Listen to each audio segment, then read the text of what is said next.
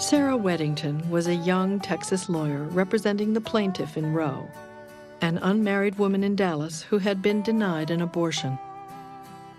I had done uncontested divorces, wills for people with no money, and one adoption for my uncle. Roe v. Wade was my first contested case. On October 11, 1972, Weddington argued the case before the Supreme Court of the United States. I was 26. They think I was the youngest person ever to argue before the U.S. Supreme Court. I was very conscious of how the fate of many women for many years would be resting in part on my argument. We are not here to advocate abortion. We do not ask this court to rule that abortion is good or desirable in any particular situation.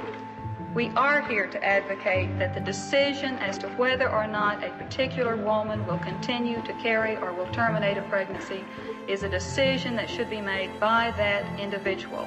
That in fact she has a constitutional right to make that decision for herself.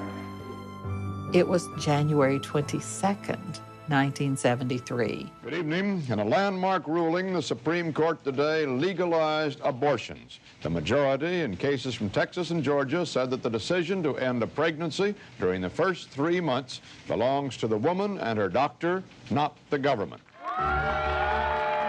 Roe v. Wade gave the women's movement a jolt of momentum.